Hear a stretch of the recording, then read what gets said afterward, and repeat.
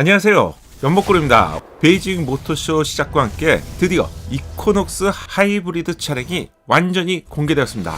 먼저 멋진 영상부터 보시죠. 저는 좀 놀랐는데요.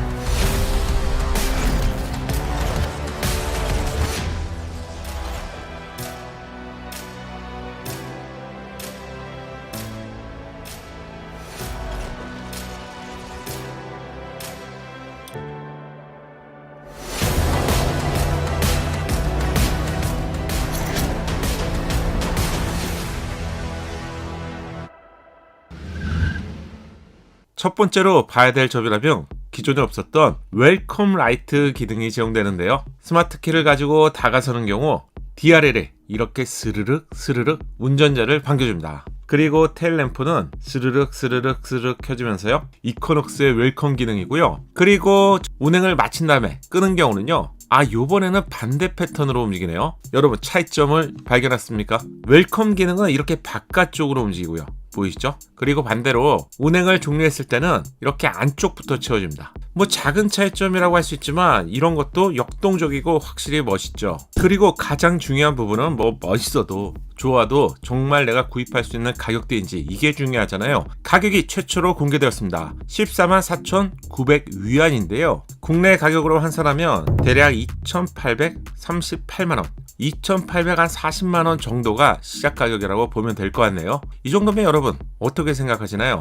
제로백은 6.8초이고요. 중국 CLTC 기준으로 100km를 달리는데 0.72리터를 소비합니다. 그리고 이 차량만의 가장 큰 장점이라면 1000km를 훌쩍 넘는 주행거리를 자랑하죠. PHEV 시스템에 대해서 나옵니다. 순수 전기 우선 모드인데요. 순수 배터리만으로 작동되는 것을 보여주고 있습니다. 두 번째는 스마트 전기 하이브리드 모드인데요. 고속 언덕이나 추월 가속 등을 할 때 적합한 모드라고 하고요. 전기 모터와 엔진이 동시에 작동하는 것을 알 수가 있고요. 세 번째는 어떤 기능일까요? 지능형 자동 모드라고 하는데요. 차량 상태와 주행 의도에 따라서 시스템이 알아서 최적화된 주행 성능을 제공합니다. 네 번째 주행 모드는 브레이크 에너지를 회수하는 모드로 이렇게 지금 표시가 되고 있죠. 연료 효율을 높이고요, 배터리의 수명을 연장하는 모드를 제공합니다. 엔진 다이렉트 드라이브 모드인데요. 어느 정도 속도가 붙은 중속이나 고속 구간에서 연료 효율을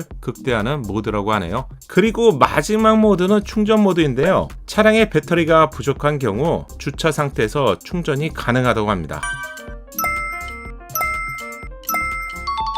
실내 디자인은 이렇게 생겼습니다. 와, 블루 컬러인데요. 이 블루 컬러를 자칫 잘못 사용하면 좀 촌스러운 느낌이 분명히 있는데 고급스러워요. 실내는 11인치의 계기판, 그리고 11.3인치의 인포테인먼트가 제공되고요. 송풍구 디자인을 포함해서 스티치 마감까지 이 정도면 괜찮네요. 전자식 변속 레버를 볼 수가 있고요. 중국 시장에는 정말 빠른 속도를 보장하는 스냅드래곤 칩셋이 제공되는데요. 거의 모든 차량들이 최신 칩셋을 차량에 적용하면서 정말 빠른 속도를 보여주는데요. 이게 어떻게 가능할까요? 이유가 있습니다. 스냅드래곤의 대주주가 바로 중국 시장이기 때문에 이런 것들이 가능해지고요. RS 전용 스티어링 휠은 이렇게 생겼습니다. 이제는 쉐보레가 이 정도 수준까지 올라갔습니다. 총 121가지의 다양한 색상으로 연출이 가능하고요. 센타페 시하단의 콘솔 쪽에는 커다란 수납 공간이 제공됩니다. 여성의 하이힐을 수납한 것을 볼 수 있네요. 무선 카플레이를 포함한 무선 충전 기능, 드라이브 모드 2개의 커다란 컵홀더가 제공됩니다. 준 중형급 크기의 차량이지만 이 정도면 실내 공간도 꽤 괜찮은 편이죠. RS 트림에서 제공되는 딥블루 실내는 이렇습니다. 괜찮아요. 감각스럽기까지 하네요. 액티브 트림의 그레이 실내 색상은 이렇습니다.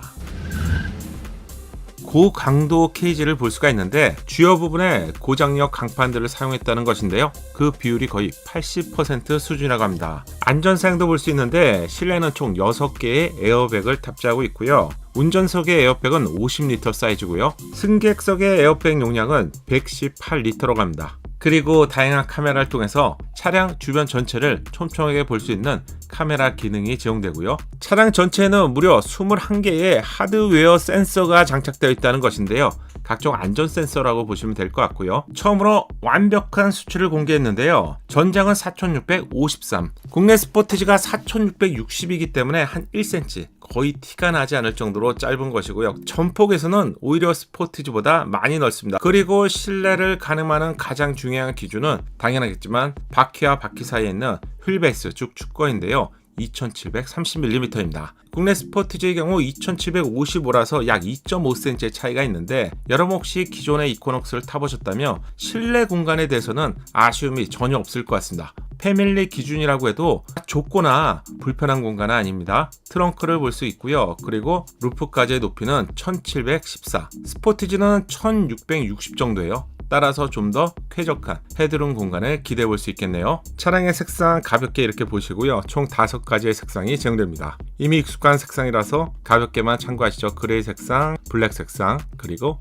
가장 많이 선호하는 화이트 색상의 차량은 이렇게 생겼습니다. 저는 개인적으로 이 컬러감, 특히 그린의 컬러감 굉장히 괜찮은 것 같아요. 그리고 선택하는데 좀 망설임은 있겠지만 이 블루 계열의 색상은 굉장히 시원한 느낌이에요. 이 색상도 괜찮죠.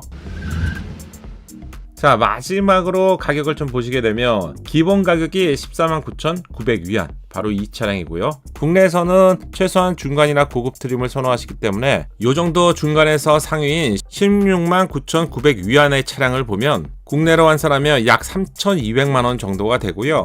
여기에는 대부분의 안전사양이 포함되어 있습니다. 그럼 가장 상위인 최고 트림은 어떨까요? 여기가 지금 155km 155km를 주행할 수 있습니다. 엄청난 거리죠. 1세대 PHEV 차량이 50km 전후에 주행이 가능했고요. 배터리만으로고요. 그리고 최근에 출시되는 최신 차량 PHEV의 수입 차량들이 100km 전후를 주행할 수 있습니다. 그런데 말입니다. 순수 배터리만으로 155km를 주행할 수 있습니다. 가격이 예상보다는 괜찮은 것 같아요. 물론 중국 시장에 발표된 가격이고요. 국내에서는 이코녹스가 올해 출시는 되지 않는 것으로 알려졌고요. 그리고 검토한다고 알려졌죠. 과연 내년에 만약에 출시될 수 있다면 이런 PHEV 같은 상품성이 국내 출시가 될 수 있을지 이건 좀 더 지켜봐야 될 것 같습니다. 중국판 이코녹스 하이브리드 차량인 이코녹스 플러스 차량의 정보가 완전하게 오픈되었습니다. 이제 곧 출시를 앞두고 있는 트래버스에서는 국내 소비자가 정말 좋아하는 풀 하이브리드 시스템으로 출시가 예상되고 있습니다.